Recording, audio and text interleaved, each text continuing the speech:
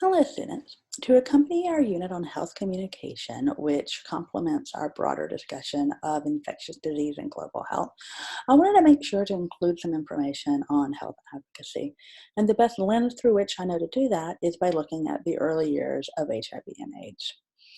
In June of 1981, there was a Morbidity and Mortality Weekly Report article that was released, which is our first published writing about what we now know as HIV and AIDS, which came out as a description of an atypical pneumonia among homosexual men in Los Angeles.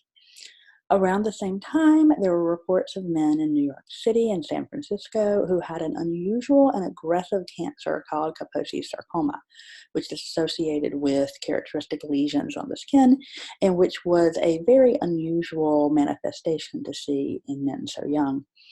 Later in that same year, there were cases of atypical pneumonia that were noted in people who inject drugs, and it was postulated that this may be due to the same causative agent.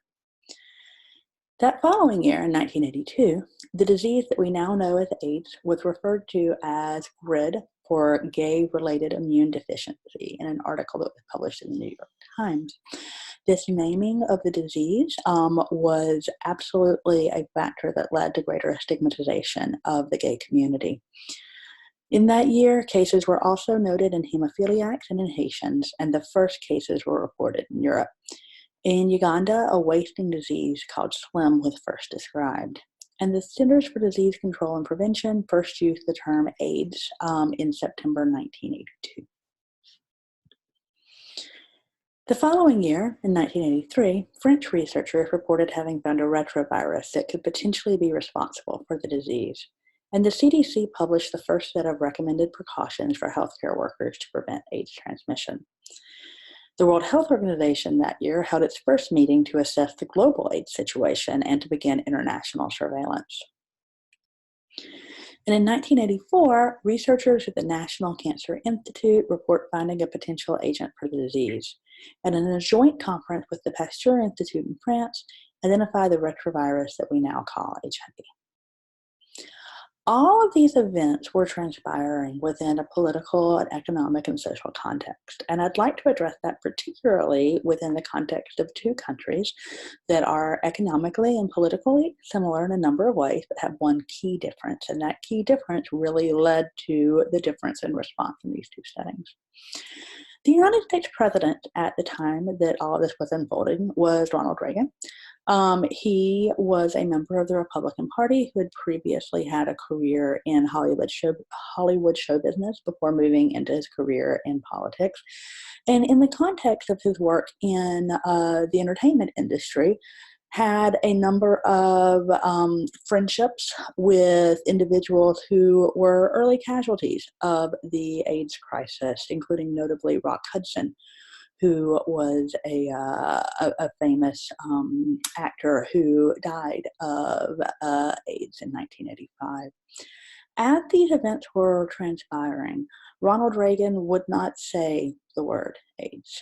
He would not speak of this disease that was ravaging the gay community in the United States, and displayed a significant degree of staggering political inaction in light of the demands that were being placed upon him by the community to respond to the crisis.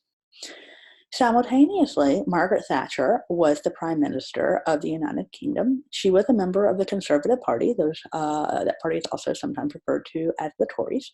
And so ideologically, these two individuals were coming from a very similar perspective. They did not differ in terms of political ideology. Where they differed came from a place of what was politically expedient for them. Because, as you know, the United States has a private for-profit healthcare system, and the UK has a national health service. And so it was both financially and fiscally valuable for the United Kingdom's government to get in front of the AIDS crisis as well as it could to bring down the costs that would later be borne by the NHS, and was politically salient for them to do so. And so Margaret Thatcher, despite having what was very forthrightly a conservative political ideology, was instrumental in implementing needle exchange programs to bring down the rate of infection among injection drug users in the United Kingdom, which is a big part of what helped keep the AIDS crisis from becoming as amplified in that population as it might have otherwise. A lot of this is really a response to political advocacy. And what later did drive significant action on the part of the US government was responding to this advocacy, which primarily was driven by the gay community in the United States during these early years. There were 4 groups that were identified as being the 4 H's of the early days of HIV, due to there being a word beginning with H that could describe each of them, which were homosexuals, heroin users, hemophiliacs, and Haitians. These 4 groups were stigmatized and discriminated against, which is absolutely antithetical to the values of global health.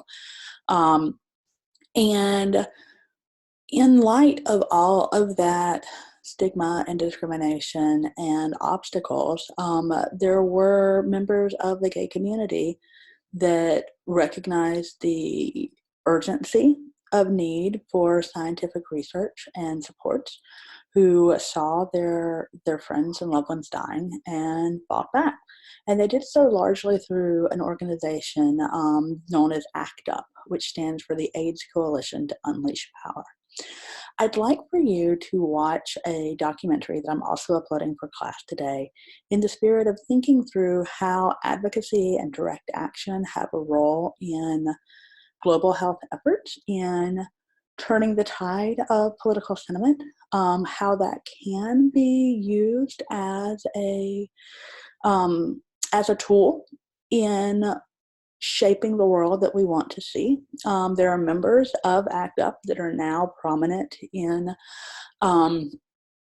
global health work today. One of those is Perry Halkitis, who is the Dean of the School of Public Health at Rutgers University, who was formerly faculty at NYU, which is where I know him from.